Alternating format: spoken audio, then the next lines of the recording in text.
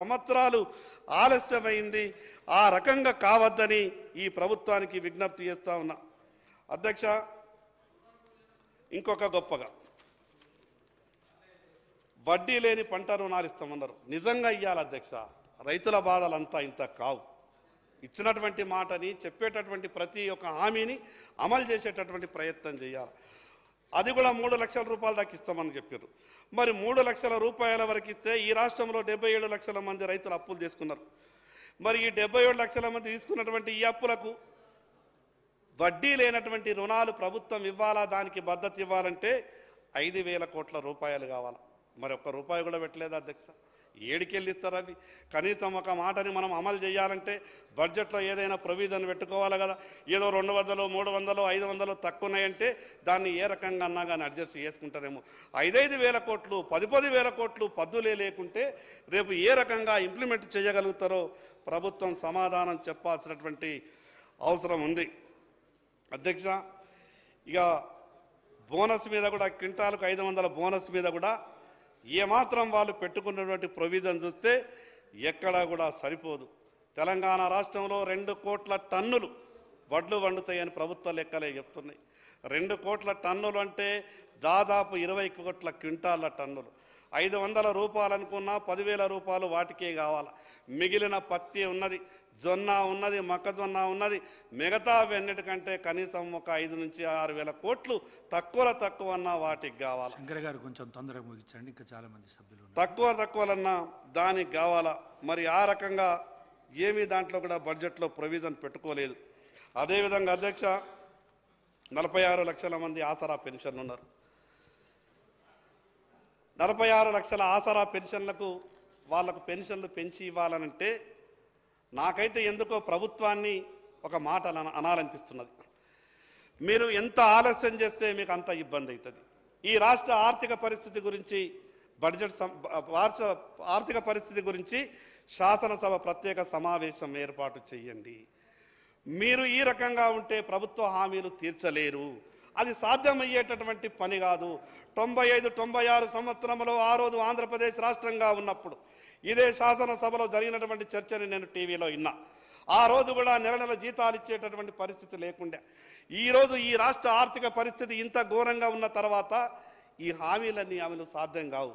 అధ్యక్ష, నేను అందుకే ప్రభుత్వానికి సవినయంగా మనవి చేస్తా ఉన్నా. రాజకీయ కోణంలో, ఎన్నికల వాతావరణంలో, ఆవేశంలో హామీలు ఇచ్చిండొచ్చు.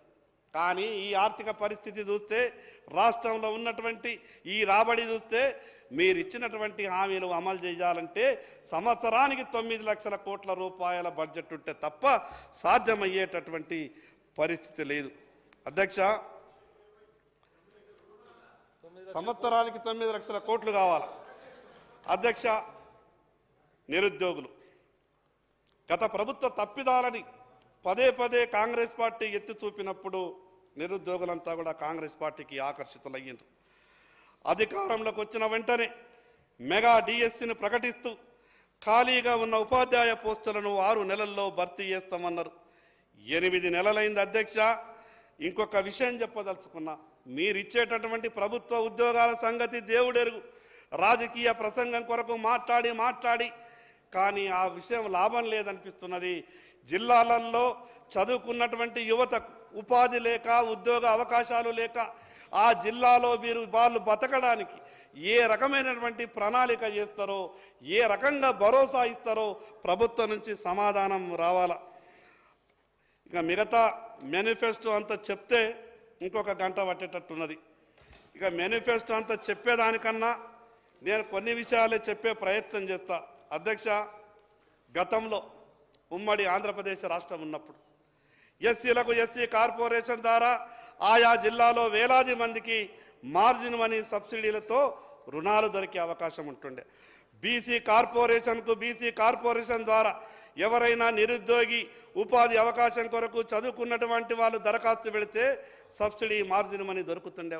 అదేవిధంగా గిరిజనులకు ఐటీడీఏ ద్వారా సబ్సిడీ మార్జిన్ అని వస్తుండే. ఏం పాపం చేసుకున్నామో ఏమో తెలియదు. గత 10 సంవత్సరాలుగా తెలంగాణ రాష్ట్రంలో బీసీ కార్పొరేషన్లో చిల్లి గవ్వలేదు, ఎస్సీ కార్పొరేషన్లో ఏమీ లేదు, ఐటీడీఏకు డబ్బులు వస్తలేవు. మరి ఈరోజు ప్రజలంతా యువతంతా అడుగుతున్నారు, ఆంధ్రప్రదేశ్ రాష్ట్రం ఉన్నప్పుడు కార్పొరేషన్లు బాగుండే కదా, తెలంగాణ రాష్ట్రం వచ్చిన తర్వాత ఈ కార్పొరేషన్లకు ఎందుకు చిల్లిగా వస్తలేదని యువతంతా ఈరోజు అడుగుతున్నారు. కాబట్టి ప్రభుత్వానికి విజ్ఞప్తి చేస్తున్నా, ఆ యొక్క కార్పొరేషన్లకు మరి ఈ మార్జిన్ మనీ ఇచ్చే విధంగా, సబ్సిడీ ఇచ్చే విధంగా ఆ కార్పొరేషన్లకు నిధులు ఇవ్వాలని మీ ద్వారా ప్రభుత్వానికి విజ్ఞప్తి చేస్తున్నా. అధ్యక్ష, ఫీజు రియంబర్స్మెంట్ ఇది ప్రభుత్వంలోని పెద్దలు జాగ్రత్తగా ఈ మాట వినాల. నేనేదో ప్రభుత్వాన్ని విమర్శించాలని ఈ మాట మాట్లాడతలేను. ఏమన్నంటే మీరు గత ప్రభుత్వం చేసిన పాపం అంటే, మరి ఈరోజు మీరు అధికారంలో ఉన్నారు కదా, గతంలో జరిగినటువంటి తప్పులను సరిదిద్దే బాధ్యత మీదే కదా. ఫీజు రియంబర్స్మెంట్ వస్తుందని కాలేజీ యాజమాన్యాలు విద్యార్థులందరికీ సీట్లు ఇచ్చిండ్రు, చదివించిండ్రు. డిగ్రీలు పూర్తి అయిపోయిన తర్వాత మేము వెళ్ళిపోతాం, ఫలానా దగ్గర ప్రైవేట్లో ఉద్యోగ అవకాశం ఉన్నది, లేదా విదేశాలకు వెళ్తామనంటే ఫీజు రియంబర్స్మెంట్ ప్రభుత్వం ఇయ్యలే కాబట్టి నీ సర్టిఫికెట్లు ఇవ్వమని కాలేజీ యాజమాన్యం ఈరోజు విద్యార్థులకు అంటున్నది. ఈరోజు విద్యార్థులు లబోదివ్వమంటున్నారు. ప్రభుత్వం ఇవ్వకపోతే నాకేం సంబంధం అనంటే, రాకుంటే నేనెట్లు ఇవ్వాలని కాలేజీ యాజమాన్యం అంటా ఉన్నది. మరి ఇటు ఆ సర్టిఫికెట్లు యాజమాన్యం ఇయ్యని కారణంగా విదేశాలకు పై విద్యకు చదువు పోలేనటువంటి పరిస్థితిలో ఈరోజు విద్యార్థులు ఉన్నారు. నేను ప్రభుత్వానికి విజ్ఞప్తి చేస్తా ఉన్నా, మీరు ఫీజు రియంబర్స్మెంట్ మీద ఏం చేయదలుచుకున్నారు? ఈరోజు కాలేజీల తరపు నుంచి కూడా ఒక మాట వస్తున్నది, ప్రభుత్వం నుంచి ఒక మాట మాట్లాడుతున్నారట, ఇది 1000 కోట్లు పేరుకుపోయింది కాబట్టి వన్ టైం సెటిల్మెంట్కి ఏమన్నా ముందుకొస్తే ముందుకు రండి అని. ఈ వన్ టైం సెటిల్మెంట్ మాట అయిన తర్వాత కాలేజీ వాళ్ళు కరాఖండిగా ఇంకా కూడా ఉన్న సర్టిఫికెట్లని పైన ఉన్నటువంటి బిరువాలల్లో పెట్టేసిండ్రు. ప్రభుత్వం మాకు ఇస్తే కానీ మీ సర్టిఫికెట్లు ఇవ్వమనే పరిస్థితి ఉన్నది. కాలేజీలకు సంబంధించినటువంటి మరి ఆ ఫీజు రియంబర్స్మెంట్ మీద ప్రభుత్వం వెంటనే చర్యలు తీసుకోవాలా. దానికి సంబంధించినటువంటి అంశాన్ని కూడా బడ్జెట్లో జోడిస్తే బాగుంటుందని ఈ ప్రభుత్వానికి విజ్ఞప్తి చేస్తా ఉన్నా. అధ్యక్ష, బాసర IIIT తరహా ఈ రాష్ట్రంలో 4 IIITలు కూడా తీసుకొస్తామని చెప్పిండ్రు. తీసుకురావాలి అధ్యక్ష. ఈ ప్రపంచంతో పోటీ పడాలంటే విద్యా వ్యవస్థ గొప్పగా ఉంటేనే సాధ్యమవుతుంది. కాబట్టి ఆ 4 IIITల గురించి కూడా బడ్జెట్లో ప్రస్తావిస్తే బాగుంటుండే. అధ్యక్ష, తెలంగాణ రాష్ట్రంలో 92 లక్షల మంది మహిళా సోదరిమణులు ఉన్నారు. ఒక లెక్క ప్రకారం ఒక సోదరిమణికి 2500 రూపాయలు ప్రతి నెల చెల్లిస్తే అందుకు ప్రతి నెల 2300 కావాలా, సంవత్సరానికి 27,600 కోట్లు కావాలా. దానిలో మాత్రం బడ్జెట్లో ఈ ప్రస్తావన లేదు. మరి అధ్యక్ష, ఇప్పటికే కొన్ని స్వచ్ఛంద సంస్థలు, ఇది చాలా ప్రధానమైనటువంటి సమస్య, ఇది మానవతా దృక్పథంతో ప్రభుత్వం ఆలోచించాల్సినటువంటి సమస్య. ఇప్పటికే కొన్ని స్వచ్ఛంద సంస్థల సర్వేల ఆధారంగా వచ్చినటువంటి లెక్కల ప్రకారం భారతదేశంలో ఏ రాష్ట్రంలో లేని విధంగా మద్యం తాగడం వల్ల మరణించే వారి సంఖ్య తెలంగాణ రాష్ట్రంలోనే అధికంగా ఉంది. అధ్యక్ష, ప్రభుత్వ ఆలోచన చూస్తే ఆదాయం కొరకు ప్రభుత్వమే రాష్ట్రంలో విచ్చలవిడిగా మద్యాన్ని అమ్మించే ఆలోచన కనిపిస్తూ ఉన్నది. ఎందుకంటే గత ప్రభుత్వం ఏ రకంగానైతే మద్యం ఆదాయం మీద ఆధారపడి ప్రభుత్వాన్ని నడిపిందో, ఈ ప్రభుత్వం కూడా మద్యం ఆదాయాన్ని ఆధారంగా చేసుకొని ప్రభుత్వాన్ని నడిపించాలని అనుకుంటా ఉన్నది. ఈరోజు బెల్ట్ షాపులు గతంలో ఊరికొకటి ఉంటుండే, మనమే అన్నాం అధ్యక్ష, ఇదేంది బెల్ట్ షాపులని. మరి ఈరోజు ప్రభుత్వం ఇంకా ఆదాయం పెంచుకోవాలనంటే ఊరికొక్క బెల్ట్ షాపు కాదు కదా, ఊరుకు 5 బెల్ట్ షాపులు పెడితేనే సాధ్యమయ్యేటటువంటి పని కనిపిస్తూ ఉన్నది. మరి అదేవిధంగా అధ్యక్ష, గతంలో బీఆర్ఎస్ ప్రభుత్వం భారతదేశంలోనే తెలంగాణ రాష్ట్ర ప్రజలను తాగుబోతులుగా తయారు చేసిందని కాంగ్రెస్ పార్టీ నాయకులుగా మీరు ఆ రోజు మాట్లాడిండ్రు. వాస్తవమే, దాంట్లో మీరు మాట్లాడిన మాట తప్పేం లేదు, మీరు మాట్లాడిన మాట వాస్తవమే. గతంలో తెలంగాణ రాష్ట్రాన్ని భారతదేశంలోనే నంబర్ 1 రాష్ట్రంగా చేసిండొచ్చు. మరి ఈరోజు మీరు పోటీ పడుతున్నటువంటి తీరు చూస్తే ఎక్కడ ఈ దేశాన్ని దాటి నంబర్ తీసుకోవాలని ఆలోచిస్తున్నారా అనుమానం కలిగేటటువంటి బడ్జెట్ అంకెలు ఉన్నాయి. అధ్యక్ష, తాగి అతి చిన్న వయసులో చనిపోయినటువంటి యువకులు, చిన్న వయసులో పెళ్ళై మద్యానికి బానిసలై వారు తాగి చనిపోయిన తర్వాత భార్య వితంతువుగా మారి ఈరోజు వితంతు పెన్షన్కు అర్హురాలిగా మారే అవకాశం కల్పిస్తూ ఉన్నది. అధ్యక్ష, ప్రభుత్వం ఎన్ని లక్షలు ఇచ్చినా ఆ కుటుంబానికి ఉన్నటువంటి బాధని మనం తొలగించలేము. కనీసం ఈ రకంగా ప్రజల ఆరోగ్యాన్ని చెడగొడుతూ దాని ద్వారా వచ్చేటటువంటి వేల కోట్ల ఆదాయం ద్వారా ప్రజలకు ఏం మంచి చేయగలుగుతాం అధ్యక్ష? ఒక పక్క చెప్తున్నాం, మీకు ఏదైనా ఇబ్బంది ఉంటే ఆసుపత్రి కొరకు 5 లక్షల నుంచి 10 లక్షలకు మేము ఆరోగ్యశ్రీ పథకాన్ని పెంచుతామని చెప్తారు. ఒక పక్క ఆరోగ్యశ్రీ పథకాన్ని వేస్తాం, ఇంకో పక్క రోజుకింత నీ ఆరోగ్యాన్ని చెడగొట్టుకోవాలంటే ఇది ద్వంద్వనీతి అవుతుంది ప్రభుత్వది. కాబట్టి ఆ విషయంలో కొంత ఆలోచించాలా. అదేవిధంగా అధ్యక్ష, ఆరోగ్యశ్రీ గురించి, ఎందుకంటే ఈరోజు కార్పొరేట్ ఆసుపత్రులు ఒక పక్క ఆరోగ్యశ్రీలో బిల్లులు వస్తలేవని పేషెంట్లను తీసుకోరు, మరో పక్క ప్రభుత్వం చెప్పింది 5 నుంచి 10 లక్షలు చేస్తామని. కానీ ప్రభుత్వం చెప్పినట్టు ప్రభుత్వ లెక్కల ప్రకారం 10 లక్షల ఖర్చు ఆరోగ్యశ్రీలో లబ్ధి తీసుకున్నటువంటి ఎవరు కూడా పేషెంట్లు కనిపిస్తలేరు. ఇంకో పక్క అధ్యక్ష, 5 నుంచి 10 లక్షల రూపాయలు ఆరోగ్యశ్రీలో ఇస్తున్నప్పుడు మరి అదేవిధంగా 160 రోగాలను ఆరోగ్యశ్రీలో చేర్చినప్పుడు ఈరోజు లక్షల మంది సీఎంఆర్ఎఫ్ రిలీఫ్ కొరకు ఎందుకుంటున్నారు? అదేవిధంగా ఎల్ఓసీల కొరకు ఎందుకు తిరుగుతున్నారు? ఇంత గొప్పగా 5 నుంచి 10 లక్షల రూపాయలతోని ఆరోగ్యశ్రీ పథకాన్ని అమలు చేస్తే మరి అదేవిధంగా 160 రోగాలను దాంట్లో ఇంక్లూడ్ చేస్తే ఇంకా ఈ సీఎంఆర్ఎఫ్ చెక్కులు ఎందుకు ఇవ్వాల్సి వస్తున్నది? ఎందుకు ఇంకా నిమ్స్కు ఎల్ఓసీలు ఇవ్వాల్సి వస్తున్నది?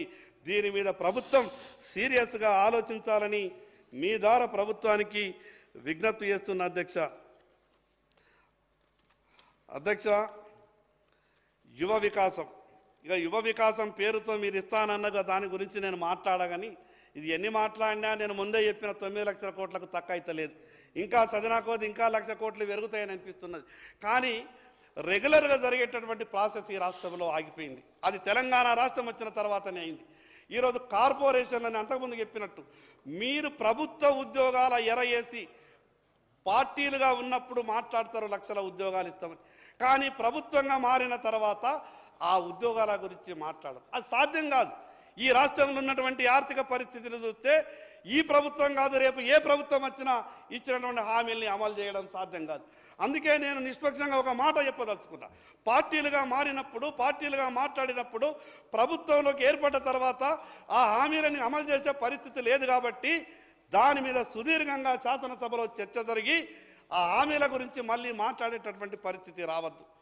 అధ్యక్ష, ఈరోజు చదువుకున్నటువంటి యువకులు ఏ చిన్న వ్యాపారం చేయాలనుకున్నా, ఉదాహరణకు ఎస్సీ యువకుడు ఈరోజు లోన్ పెట్టుకుంటే ఒక 5 లక్షలు 2 లక్షలు లోన్ పెట్టుకుంటే ఒక 35-40% గతంలో సబ్సిడీ వస్తుండే.